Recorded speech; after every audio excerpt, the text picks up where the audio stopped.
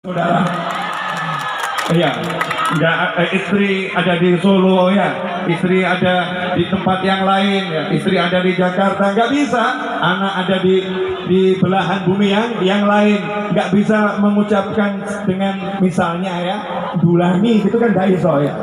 Kenapa? Saya ada di Taiwan, tapi saya nggak berharap didulangi Anda semua saudara-saudara, karena bisa pingsan ini, bukan didulangi namanya. Ya, saya minta didoakan biar panjang umur, sehat walafiat, fi taatillah, hajah magdiyah ma'asahalah wal jamalah, waridha wal inayah, dan bisa menyenangkan Nabi Muhammad SAW, menyenangkan umatnya Nabi Muhammad SAW, dan siapapun yang mengaminkan dapat yang sama dan berlipat-lipat.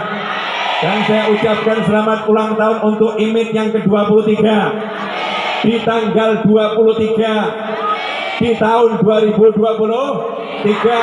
Mudah-mudahan ulang tahun IMID yang ke-23 menjadikan IMID semakin manfaat, menyenangkan, mempersatukan, mengayomi, menyejukkan, memfasilitasi, dan mudah-mudahan IMID ada ila yaumil qiyamah dan menjadi penyebab hidayah untuk banyak umat yang akan masuk Islam di Taiwan. Amin. Dan khususnya hari ini saya dengar akan ada yang masuk Islam, mudah-mudahan nambah yang masuk Islam, nambah manfaat, sehingga semua anggota IMID dapat pahalanya. Amin. Semuanya dapat ganjaran menjadi jalan masuknya Islam dari umat Nabi Muhammad Sallallahu Alaihi Wasallam. Dan semoga semua pengurus IMID yang sudah pensiun maupun yang masih aktif dan yang akan datang semuanya diridhoi oleh Allah dan Nabi Muhammad Sallallahu Alaihi Wasallam. Amin. Allahumma amin. Alhamdulillah. Yang namanya rezeki itu nggak akan kemana-mana. Kursi tadinya ada di sana, tegan tadinya ada di sana. Yang waktu datang saya lirik, apakah engkau akan menjadi milikku? Apakah engkau akan diambil oleh yang lain? Tapi hati berkata, tak akan kemana kalau ia milikku. Tak akan kemana kalau ia milikku. Sekuat usaha dia akan lari jika dia miliknya. Maka aku lebih percaya kepadanya daripada aku, percaya kepadanya daripada aku, percaya pada Allah daripada diri. Maka sementara tadi engkau kutinggalkan bukan karena ingin berpisah denganmu, tapi aku menjalankan tugas dari Tuhanku. Maka Tuhanku pun mempersilahkan engkau dihantarkan kepadaku. Karena itu jangan ragu akan rezekimu, karena yang beri rezeki bukan manusia atau makhluk atau pekerjaan, tetapi Tuhan yang maha kuasa, yang maha penyayang, yang maha mengerti dan maha memahami. Tak akan membiarkan engkau hidup dengan susah jika engkau percaya kepadanya. Maka percaya pada Allah Ta'ala, jangan percaya kepada dirimu sendiri, bahkan percayalah pada Tuhanmu yang maha kuasa, yang menciptakan jagat raya dan menunjukkan bagaimana maha kayanya dan bagaimana maha baiknya. Jika engkau melihat, maka engkau akan menemukan ketenangan dan kenyamanan. Maka aku katakan kepada degan yang satu ini, bersabarlah, pertemuan pasti akan tiba, insyaallah. Tak kemana-mana ke sini ya.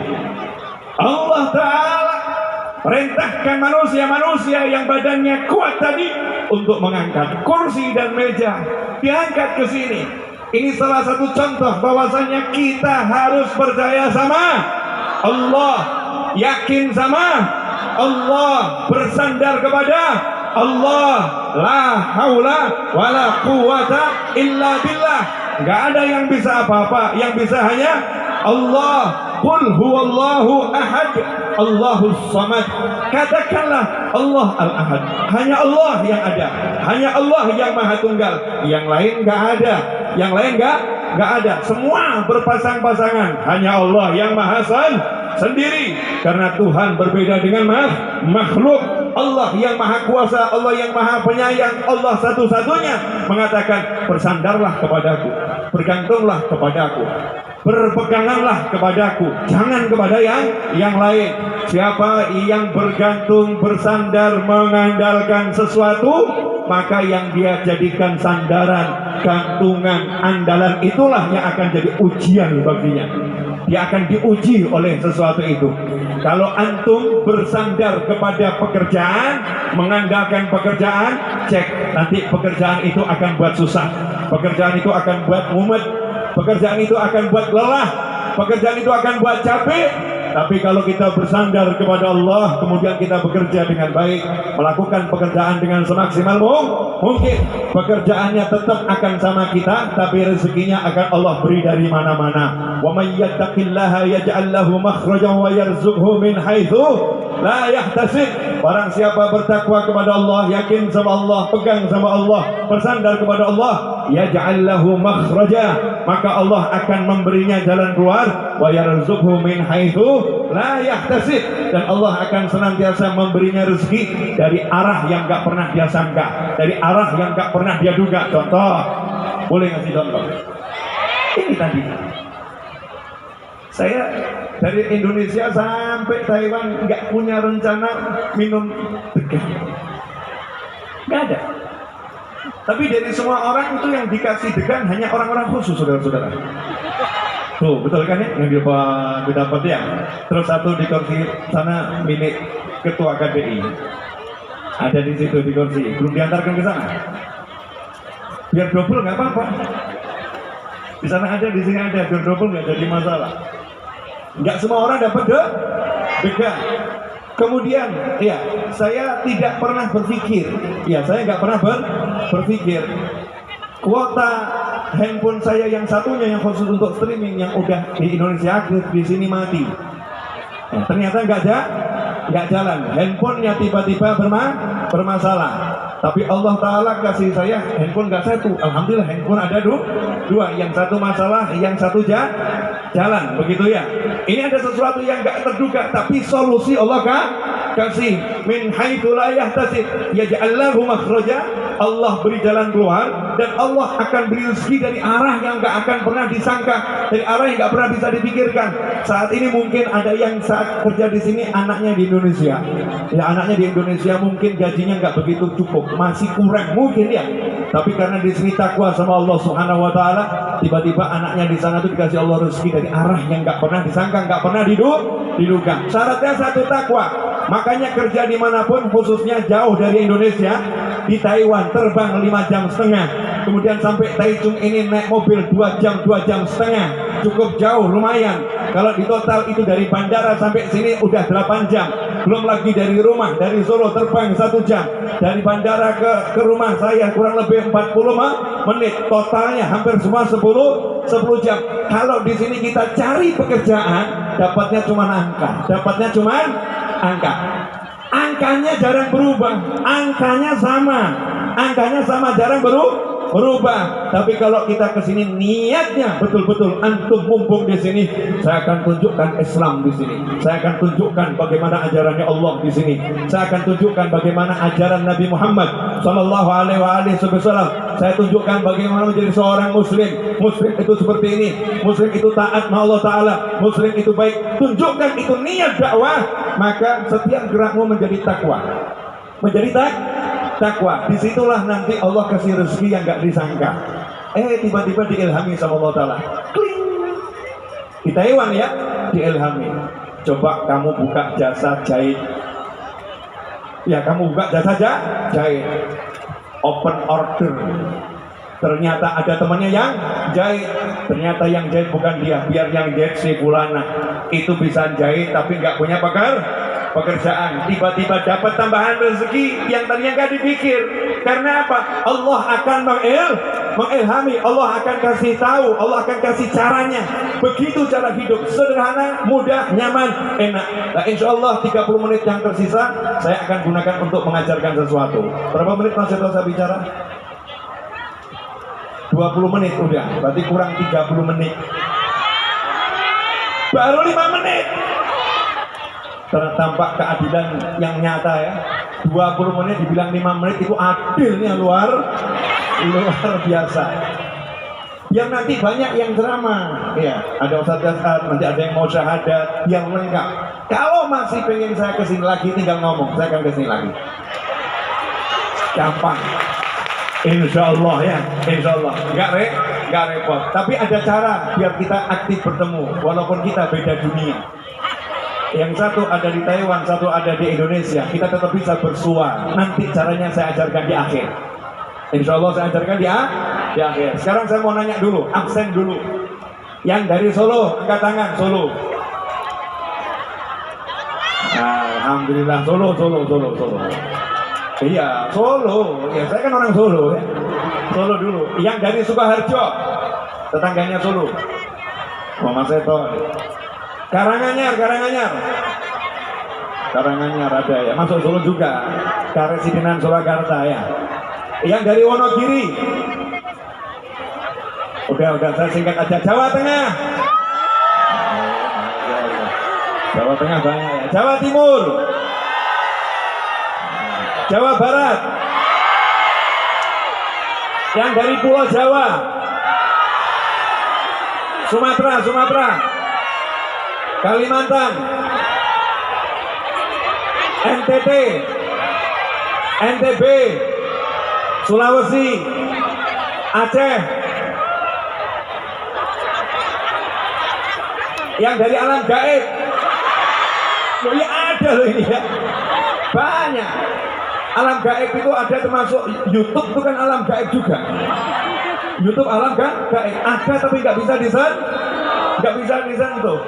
Yang di YouTube bisa lihat kita nggak bisa lihat mereka ini jamaah dunia maya. Belum lagi jin dan malaikat. Kalau nggak disapa nggak di absen terus gimana nih, saya akan repot. Saya belum di absen. Lebih baik kita absen sekarang. Ikhwani rahimakumullah. Menurut perkiraan cuaca siang ini hujan. Cuman tadi malam kita udah ajukan proposal langit. Betul ya? Kita ajukan proposal langit, minta dirubah jangan hujan tapi mendung. Ya man? Mendung, nanti hujannya sore menjelang maghrib insya Allah. Kalau namanya cita-citakan boleh, kenyataan terserah yang maha kuasa. Satu ilmu, satu-satu ya. Ini kalimat ini perhatikan. Jangan biarkan kenyataan yang di depan mata membuatmu putus asa. Jangan biarkan kenyataan yang di depan mata membuatmu putus asa. Itu kalimatnya. Nah, sekarang penjelasannya. Pernah enggak mengalami yang semacam itu? Kenyataannya tabungannya nol. Kenyataannya gajinya habis. Kenyataannya tanggal gajian masih 1 bulan lagi. Kenyataannya.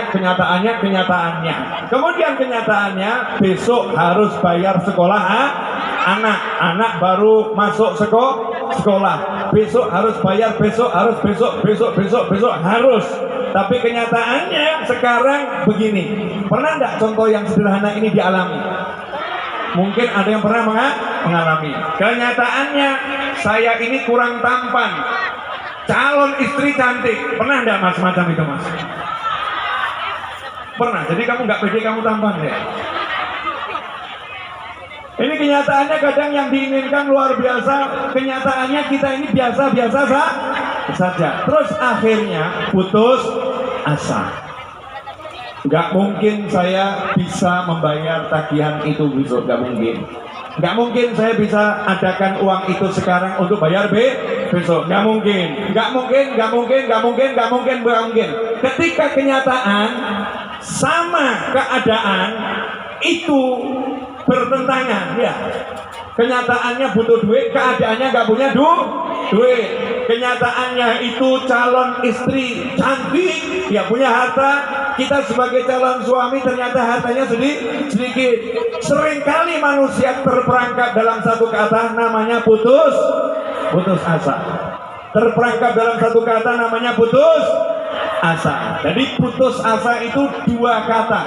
Satu kalimat atau satu kata dari 2 kata. Putus sama asa. Asa itu artinya harapan. Harapannya putus. Maka orang yang putus asa itu udah pasti salah. Kenapa salah? Ya karena dia salah berharap. Berharap. Makanya harapannya putus. Gimana caranya? Tidak mungkin putus asa. Kan rugi, punya asa bisa putus. Rugi atau enggak rugi? Oh, rugi. Kalau kita pengen punya asa yang enggak putus-putus, jangan berasa, jangan berharap kepada siapapun. Harapan hanya kepada Allah subhanahu wa ta'ala. Allah udah bilang Allahus Samad, Allah lah yang jadi harapanmu, satu-satunya Allah yang jadi sandaranmu, satu-satunya Allah yang jadi asamu. Tapi coba sekarang dicek, ketika ngelamar pekerjaan kemudian ada gaji, ada angka, harapannya ke Allah atau ke angka? Ke Allah atau ke angka? Ke Allah atau ke angka? Ya udah, mulai sekarang dirubah, karena itu salah, karena itu salah. Nanti akhirnya kecewa ketika menikah harapannya dicintai suami, dicintai istri, atau dicintai Allah? Dicintai suami, dicintai istri, atau dicintai Allah?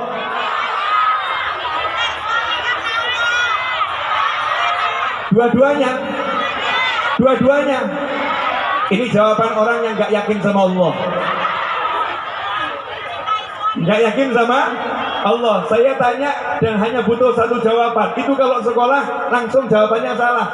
Pilihannya A atau B atau C, jawabannya A, B, C. Benar atau salah? Salah.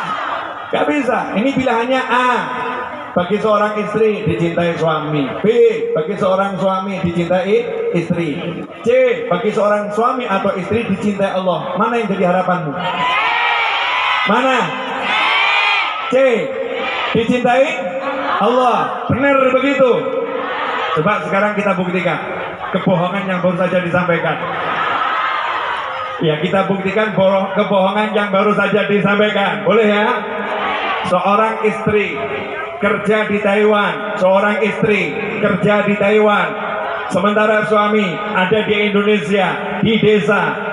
Suaminya kemudian tahu istrinya kerja di Taiwan, banting tulang, 1 bulan dapat gaji bersih yang bisa dikirimkan, misal ya, dapat gaji bersih bisa dikirimkan 20 juta bersih, misal saja 20 juta dikirimkan kepada suami, sambil mengucapkan, Mas, mohon maaf bisanya cuma kirim sekian. Mas, mohon maaf bisanya cuma kirim sekian. Suaminya bilang, alhamdulillah, terima kasih banyak.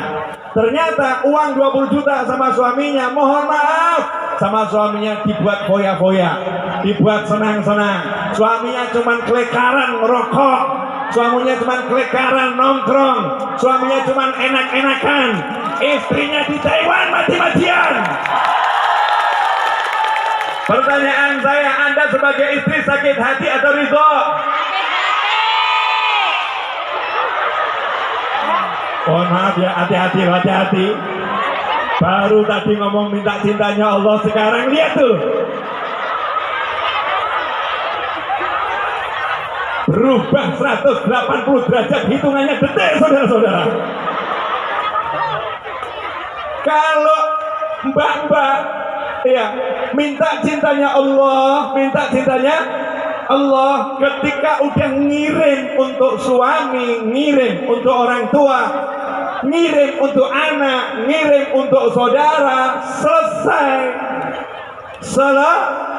Karena ngirimnya untuk Allah. Ya Allah, ini sedekah seorang istri untuk suami, seorang anak untuk orang tua, seorang ibu untuk anak. Tolong terima ya Allah.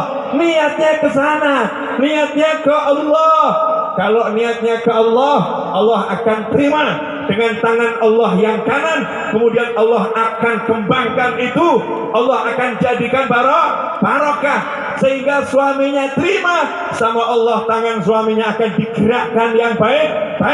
Anaknya terima sama Allah, akan digerakkan yang baik. Orang tuanya terima sama Allah, akan digerakkan yang baik. Tapi kalau kamu begitu seperti yang tadi itu, saya rasa tadi cuma oknum-oknum yang nggak kelihatan, yang dunia goib tadi yang bersuara ya, bukan yang nyata-nyata ini, bukan ya. Nah, kalau yang dunia goib tadi ternyata seperti itu, maka wajar jika hasilnya Allah kemudian marah. Allah marah. kamu tak kasih rezeki, aku yang kasih. Tapi engkau tak pernah ingat aku. Yang kau ingat suamimu, yang kau ingat anakmu. Terus kamu minta balasan dari suamimu, minta balasan dari anakmu. Kamu minta dicintai anakmu, kamu minta dicintai suamimu, kamu minta dihargai sahabatmu. Kamu gak minta dihargai aku, kamu gak minta dicintai aku, kamu gak minta disayang aku. Maka rasakanlah ujianku. Maka rasakanlah ujianku. Enak atau enggak enak? Enggak enak. Enggak enak. Makanya minta dicintai Allah. Kalau udah minta dicintai Allah itu enak adanya. Contoh, bapak-bapak, mas-mas, boleh minta contoh? Boleh ya? Mungkin antum pelaku, mungkin korban. Mungkin pelaku, mungkin korban. Ya, oknum pelaku atau oknum korban. Mohon maaf ya. Pernah enggak sebagai suami pulang dari kerja, kalau misalnya tinggal serumah sama istri ya, pulang dari kerja, kemudian istri ngasih kopi, kemudian antum minum, bilang, "Dek, suwun." Sabar ya, sabar. Saya lagi nanya yang di sana. Pernah enggak bilang gitu?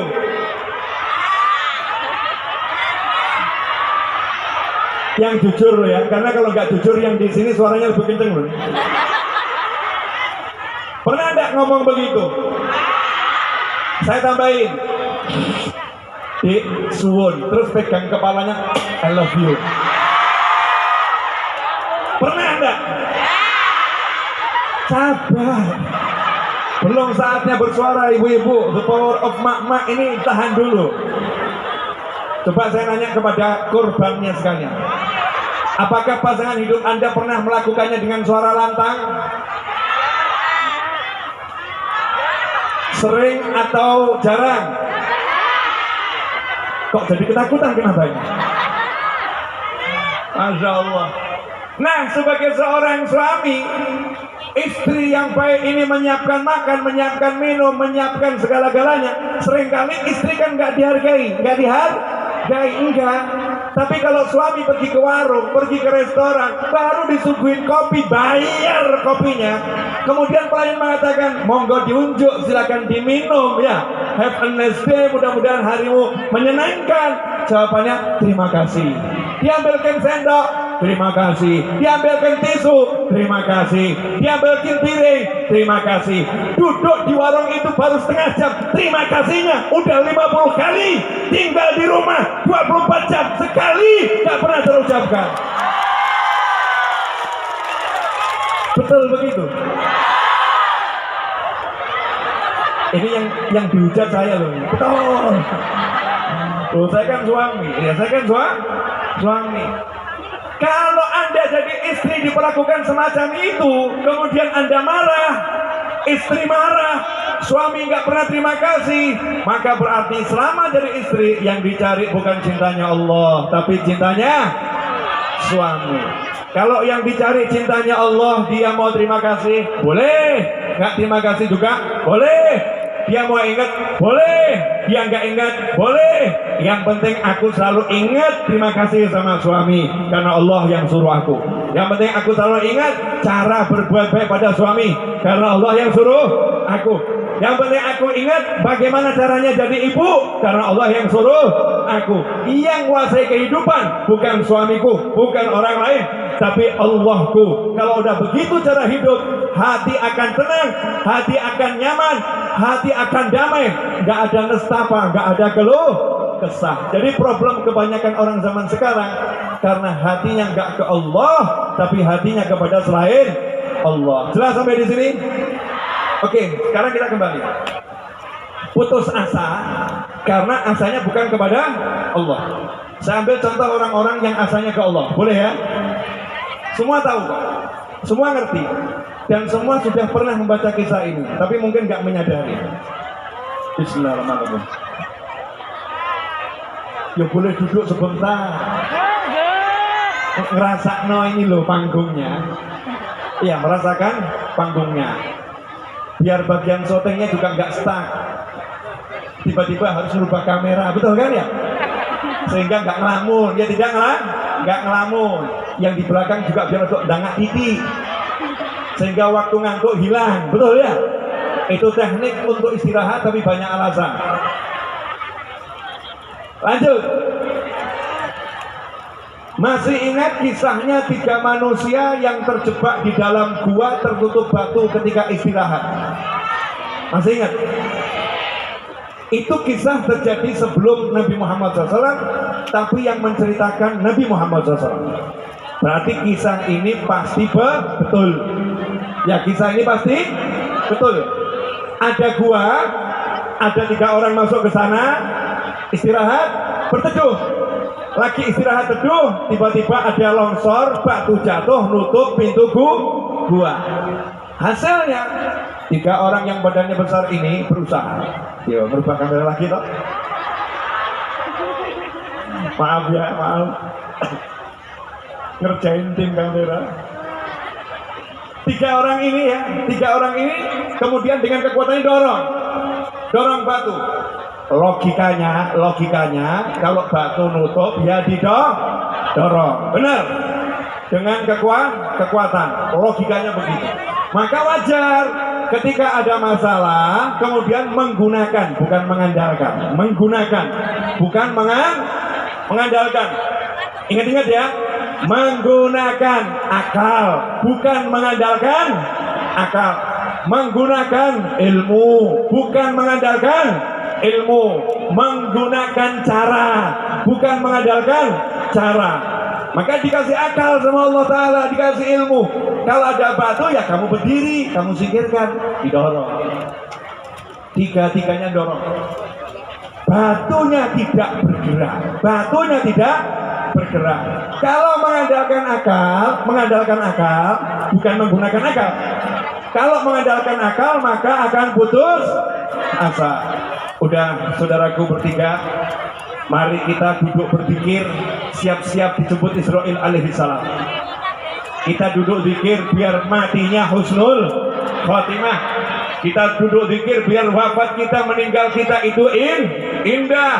Bahkan mungkin mari kita bergandengan tangan kalau suatu saat ditemukan jasad kita indah luar biasa. Ini namanya orang mengandalkan akal dan kekuatan. Tapi orang yang mengandalkan Allah Subhanahu wa Ta'ala gak putus asa. Menurut akal gak ada solusi. Menurut akal kenyataan di hadapan mata ini membuat putus asa. Tapi karena dia mengandalkan Allah, bukan mengandalkan akal dan usaha yang dibimbing oleh akal normal, maka ia pun berkata, ya Allah, hamba pernah suatu hari punya nafsu yang sangat tinggi kepada seorang wanita yang cantik jelita dan dia masih saudara hamba. Dia saya rayu gak pernah mau, sampai akhirnya dia punya hutang dan dia butuh uang. Ia pun karena terpaksa akhirnya minta dibayar dan dia mau melakukan yang engkau haramkan. Saat dia sudah saya bayar, saya kumpulkan uang, dan uang itu uang saya yang terakhir yang saya miliki. Setelah saya kumpulkan dan akhirnya dia saya majak berdua, dan dia ingat sama Allah dan mengatakan, takutlah kamu kepada Allah, jangan buka ini kecuali dengan yang halal. Maka saya ingat sama engkau ya Allah, saya tinggalkan perempuan itu dan uangnya saya serahkan sama dia. Saya pergi dan saya takut sama kamu ya Allah, kalau itu karena kamu ya Allah, tolong hamba ya Allah. Kalimat tolong hamba bisa menggeser batu beberapa sentimeter. Saya mau nanya, pakai traktor, pakai tali, didorong sama semua jamaah, siapa yang dorong? Allah yang dorong. Caranya ya Allah yang tahu. Jangan banyak nanya sama Allah, ya Allah tadi yang dorong siapa? Caranya bagaimana? Kok geser? Malaikat atau jin atau gimana? Atau batunya jalan sendiri? Gak usah dipikir, gak usah diurus. Itu ranah Tuhan, bukan ranah manusia. Itu wilayahnya Allah, bukan wilayah kita. Wilayah kita doa silahul mu'min. Doa adalah senjatanya mu'min. Doa minta sama Allah. Belum bisa, belum cukup, karena amal yang dia andalkan itu, amal yang diandalkan kan ke Allah, namanya amal ke Allah. Kalau mengandalkan amal berarti mengandalkan Allah. Mengandalkan sedekah berarti mengandalkan Allah.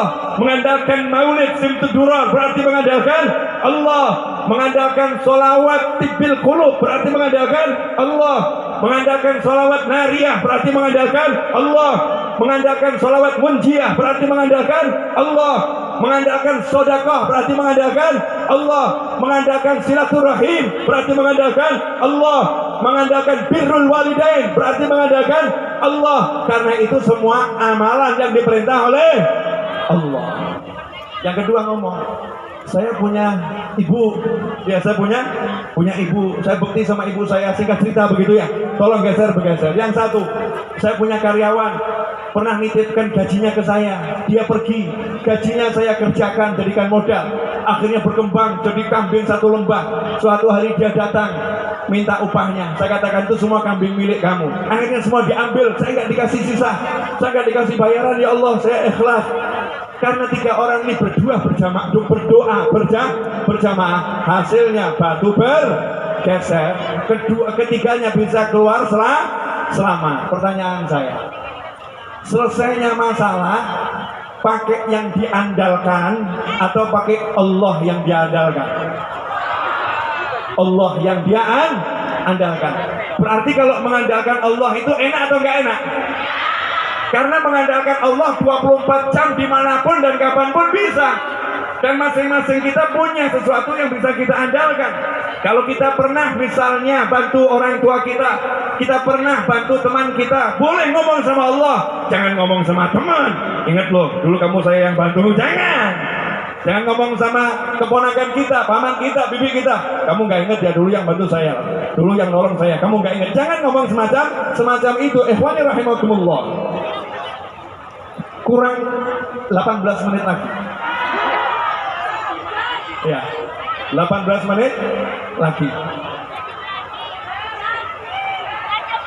Nah, perlu saya jelaskan bahwasanya waktu bukan milik saya, waktu bukan milikmu, waktu diatur panitia. Panitia mengatur waktu itu nggak mudah karena harus membagi dengan banyak hal, semuanya untuk manfaat kita bersama. Paham? Ya, biar nanti semuanya barokah, dapat manfaat yang besar. 18 menit insya Allah saya maksimalkan. Itu kisah pertama udah jelas? Udah jelas? Pertanyaan saya, selama ini kamu kalau kena masalah mikirnya model begitu atau model yang begitu? Kalau kena masalah mikirnya model 3 orang tadi atau model yang begitu-begitu? Nanti ada kalimat mumet cari hutang, ada kalimat mumet cari teman curhat, ada kalimat mumet ngadepi suami, ada kalimat mumet ngadepi istri, ada kalimat mumet ngadepi anak, ada kalimat mumet ngadepi bos ya, ada kalimat mumet ngadepi teman sejawat. Tinggalkan semua mumet tadi, ngadeplah sama Allah Ta'ala. Allah yang bereskan, Allah yang bereskan. Kisah yang kedua semuanya juga tahu, cuman mungkin nggak pernah direnungkan, Masih ingat kisah Nabi Musa alaihissalam? Sengaja saya ambil kisah-kisah yang mudah diingat. Nabi Musa alaihissalam bawa Bani Israel. Bani Israel jumlahnya itu ribuan, bukan 1000 2000, mungkin puluhan ribu. Bedol kampung bukan, bedol desa bukan. Nabi Musa ngajak bedol kota.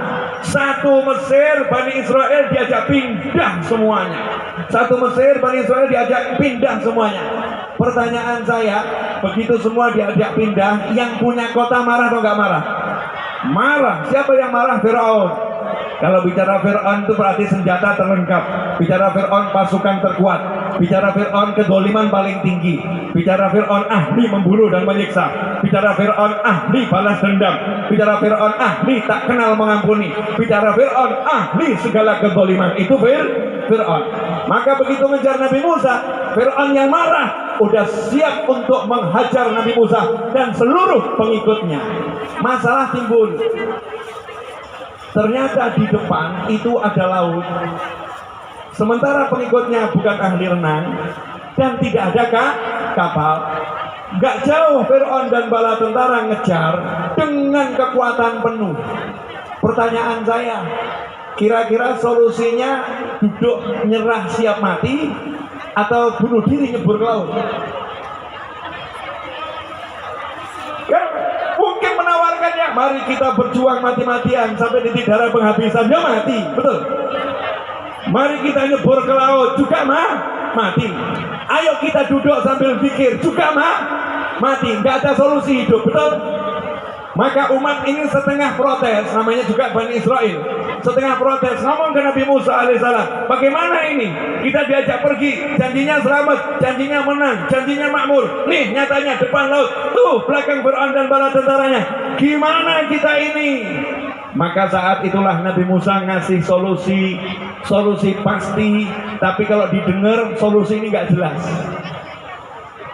Solusinya pasti, tapi kalau yang dengar yang nggak iman nggak jelas.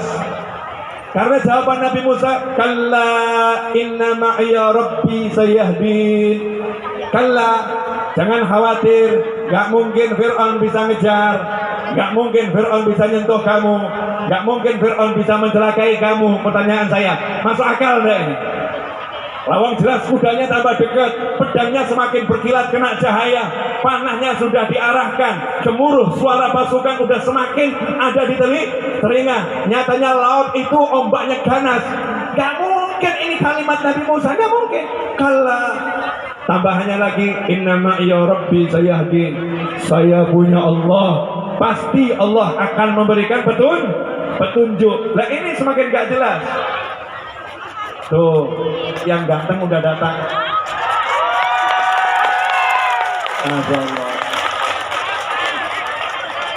Semoga beliau semakin sehat, semakin kuat, semakin semangat, panjang umur dalam segala kebahagiaan, hajatnya kabul, semakin dicintai karena suka menebar cinta, semakin disayangi karena suka menebar kasih sayang, semakin lembut karena memang namanya Latif, karena memang namanya yang lembut.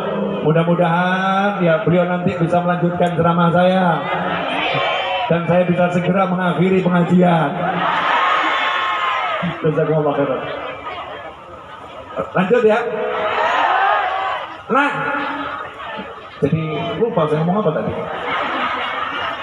Kenyataannya depan laut, belakang pasukan dan Fir'aun, itu kenyataan. Janjinya Nabi Musa, kalla, gak mungkin Fir'aun bisa ngejar, gak mungkin laut bisa menenggelamkan, gak mungkin.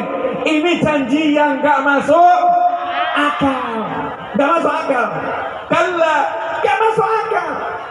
Tapi iman itu bukan akal, iman bukan akal. Iman itu percaya pada Tuhan Allah Ta'ala, percaya kepada anbiya wal mursalin, percaya pada utusan-utusannya Allah. Maka kadang-kadang santri, oknum santri, kita ini oknum santri, dinasehatin kiai, saya punya masalah, kiainya jawab, baca nariyah, insya Allah beres masalahmu. Jawabannya, masalah kok kasih nariyah, masalah kok kasih nariyah. Diremehkan itu ajaran kiai karena pakai akal. Kiai, saya ini punya hajat kiai, tapi hajat saya jual rumah ini kok nggak laku-laku kiai ya. Solusinya apa kiai? Kamu yang rajin jenguk orang tuamu, cium keningnya, cium tangannya, senangkan hatinya. Nggak masuk akal. Kaitannya cium kening orang tua sama jual rumah. Mestinya kan ya iklan properti. Mestinya Pak Yai kan punya relasi, mestinya kan dikenalkan sama teman-teman Pak Yai biar rumah saya dibeli. Tapi kenapa justru diajari berbakti sama orang tua? Nggak masuk akal. Seringkali kita pakai akal kita, nggak pakai iman. Tapi Nabi Musa alaihissalam dalam keadaan terpojok, terhimpit, terjepit, nggak mungkin bisa selamat, ngajarin umatnya, buang akalmu. Kenapa? Nabi Musa itu hidupnya sekian tahun dari bayi dikeloni Fir'aun. Nabi Musa dari bayi dikeloni Fir'aun. Ini biar semua tahu. Nabi Musa itu kan buronan sejak lahir. Nabi Musa itu buronan sejak lahir. Karena belum lahir, Fir'aun udah mengeluarkan keputusan Fir'aun. Bayi laki-laki harap dihukum mati. Maka ada tim inspeksi mencari wanita hamil. Kalau mau melahirkan ditunggu, begitu laki-laki langsung dieksekusi, dihukum mati. Jadi wanita itu di zaman Fir'aun mulia hidup, tapi kalau laki-laki sama Fir'aun dibantai, bayi laki-laki dibantai, karena Fir'aun khawatir akan lahir Nabi Musa alaihissalam. Allah Ta'ala kasih solusi buat ibunya Nabi Musa, nggak masuk akal. Padahal ini Nabi Musa mau diselamatkan dari kematian, Seharusnya solusinya diajak pergi ke tempat yang tinggi di atas gunung atau jauh di hutan biar gak ketahuan. Tapi Allah kasih solusi buat ibunya Nabi Musa. Ambil peti, masukkan bayimu ke situ, tutup petinya, hanyutkan ke sungai Nil yang ganas. Pertanyaan saya, itu kemungkinan hidup atau lebih cepat mati? Lebih cepat mati, logika harusnya lebih cepat mati, tapi karena ini yang nyuruh Allah, makanya dalam syariat Islam ada yang namanya ilham. Apa itu ilham? Ilmu yang Allah berikan ke hati orang-orang pilihan. Dia bisa laki-laki, dia bisa wanita. Kalau dapat ilham, petunjuk dalam hati, maka dia bisa menjalankan sesuatu dengan pasti dan benar tanpa keraguan. Wanita nggak ada yang jadi nabi. Ibu Nabi Musa diberi ilham. Fa'auhayna ila ummi Musa. Kata Allah Ta'ala, maka kami wahyukan kepada ibunya Nabi Musa. Diwahyukan artinya diberi ilham, suruh menghanyutkan anaknya, dijanjikan anakmu akan kukembalikan, kamu akan menyusui. Ini gak masuk akal. Gimana anaknya akan dikembalikan? Gimana anaknya akan disusui? Gak masuk akal. Tapi ibunya percaya sama Allah Ta'ala, maka dihanyutkan. Hasilnya bayi ini dibawa sama air atas perintah Allah, karena air miliknya Allah. Gak perlu pakai apa tuh dayung, tapi ini petinya autopilot. Treknya di air Allah yang ngatur. Airnya menggerakkan peti itu, langsung masuk ke istana Fir'aun, langsung menuju yang cari bayi laki-laki. Langsung saat dia lagi mandi bersama sang istri. Bayi diterima sama sang istri, ditunjukkan Fir'aun, dan itu laki-laki. Seharusnya bayi yang gak dikenal, bayi yang gak tahu siapa ini, bayi yang gak jelas ini milik siapa, dan itu laki-laki. Menurut lisannya Fir'aun, dia harus mati. Tapi anehnya justru diambil jadi anak oleh Fir'aun dan ditinggalkan di kamarnya. Baru mikir sekarang. Iya, baru mikir sekarang. Ini luar biasa nggak Allah Ta'ala? Fir'aunnya nggak bisa marah, justru dimasukkan kamar khusus, tidur bertiga sama istrinya. Singkat cerita, kita kembali kepada tadi. Nabi Musa sampai akhir perjalanan dikejar Fir'aun. Nabi Musa mengatakan, kalla inna ma'ya rabbi sayahdin. Gak mungkin. Kalimat gak mungkin ini didengar Bani Israel ya menyakitkan. Lawang jelas banget dibilang gak mungkin, apalagi tambahan informasi gak jelas. Menurut yang gak iman, inna ma'ya rabbi sayahdin. Saya bersama Allah, nanti Allah ngasih saya petunjuk. Coba kalau antum dalam kelompok Nabi Musa itu was-was enggak? Fir'aun semakin dekat, solusinya belum dijelaskan. Nanti Allah ngasih saya petunjuk. Petunjuknya bagaimana?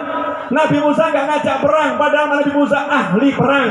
Nabi Musa dididik di istana Fir'aun oleh semua ahli matematika, fisika, biologi, ekonomi, militer, semuanya ada di istana Fir'aun dan semuanya mendidik Nabi Musa alaihissalam. Tapi hari itu Nabi Musa tinggalkan semua ilmunya.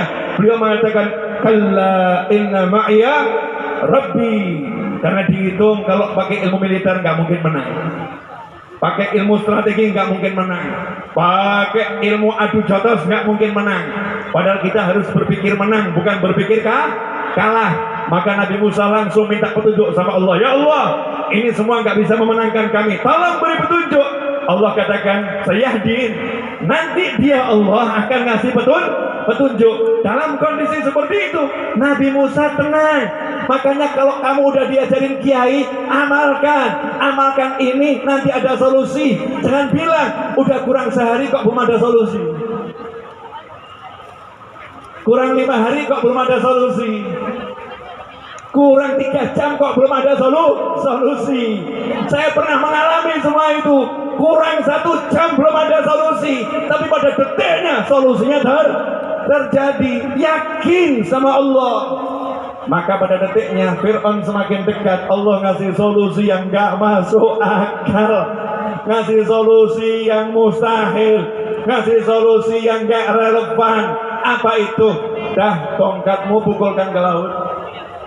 Bukan didatangkan angin ya untuk membuka laut, bukan didatangkan malaikat untuk menghajar Fir'aun, bukan didatangkan serangga atau katak seperti sebelumnya untuk mengganggu Fir'aun. Enggak. Allah bilang ke Nabi Musa alaihissalam, pukulkan tongkatmu ke laut. Lautnya akan terbelah. Laut terbelah. Pertanyaan saya, selesai masalah? Belum. Kira-kira mbak-mbak dan mas-mas berani enggak jalan, lihat kanan laut, lihat kiri laut, dan laut ini baru saja kelihatan terbuka? Ada enggak was-was kira-kira? Nah, nanti kalau nutup lagi gimana? Tengah-tengah jalan kemakbruk lagi gimana? Kita akan tenggelam semua.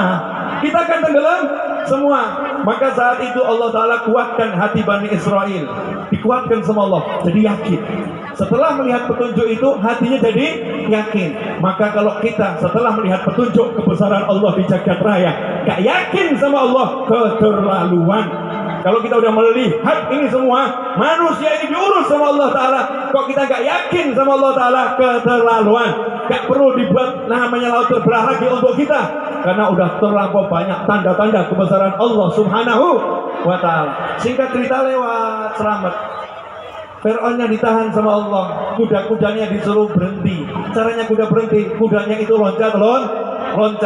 Fir'aunnya nunggu kudanya bisa normal lagi, kudanya normal lagi saat Nabi Musa dan bala tentaranya dengan pasukannya, dengan anak buahnya semua selamat di tepi. Maka Fir'aun dengan hajat yang sangat tinggi, syahwat yang besar untuk membunuh, kudanya dipacu semakin kencang masuk ke dalam laut. Lautnya belum tertutup, Fir'aun pun semakin kencang. Saat itu Nabi Musa dan umat lihat Fir'aun ternyata ikut mengejar, Fir'aun ternyata mendekat. Begitulah cara Allah menyenangkan hamba-hambanya. Allah juga seneng loh ngerjain antum. Paham ya? Dikerjain lagi. Gimana? Tuh deket. Was-was lagi yang gak iman. Waduh, kekejar lagi yang gak iman. Kalau yang iman udah percaya, apa nih rencana Allah? Kalau dibiarkan Fir'aun mendekat, apa rencana Allah? Ternyata Allah punya rencana yang jauh lebih hebat. Allah pengen basmi Fir'aun dan para tentara hebatnya dalam sekejap mata. Semuanya harus mati. Dan semuanya harus mati dan tak usah repot mengubur. Gak usah repot mengubur sama Allah. Begitu semuanya ada di tengah-tengah, di kedalaman laut yang paling dalam, sama Allah airnya dikembalikan. Kun fayakun. Selesai.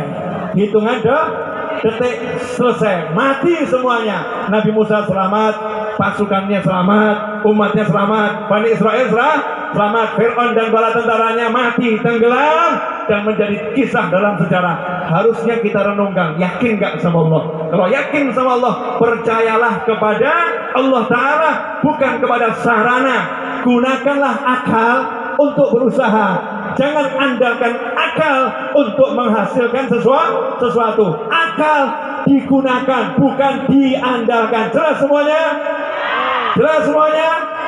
Alhamdulillah, waktu untuk saya sudah sesuai perjanjian dengan panitia. Tersisa 1 menit pengumuman.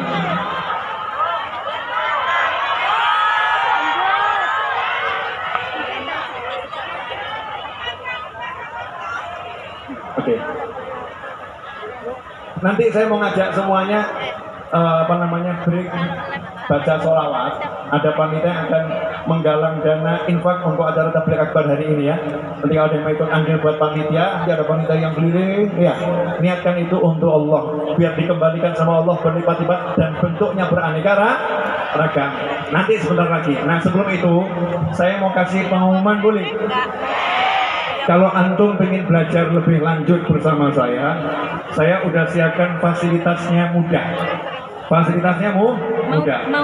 Mau Ketik pakai berapa? di Google ya. Ketik di Google info.raudhah.id. Raudhahnya RAUDHAH. Raudah gitu ya. info.raudhah.id. Klik di situ, maka nanti Anda akan tersambung kepada link tree saya.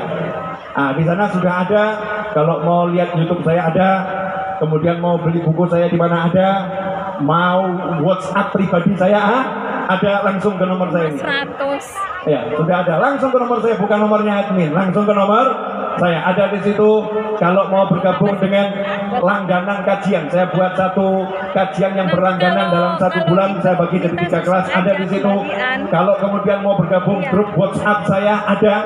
Ya, lengkap sudah ada di situ. Cukup di info.raudhah.id. Udah lihat? Nah, silakan dinikmati. Nah, nanti bergabung saja di grupnya. Kalau ada saya kajian dimanapun, saya akan infokan di grup tersebut. Kalau ada ilmu tentang hadis, ucapan ulama, saya akan infokan di grup tersebut. Grupnya bersifat satu arah. Mungkin sesekali saya buka 2 arah. Sesekali saya buka 2 arah. Karena banyak teman yang mengeluh, kalau grupnya 2 arah suka ada yang ngirim aneh-aneh. Kalau grupnya 2 arah suka ada yang komentar macam-macam. Kalau grupnya 2 arah suka ramenya luar biasa. Jadi grupnya saya buat 1 arah, saya kasih informasi. Kalau mau komentar langsung chat ke nomor pribadi.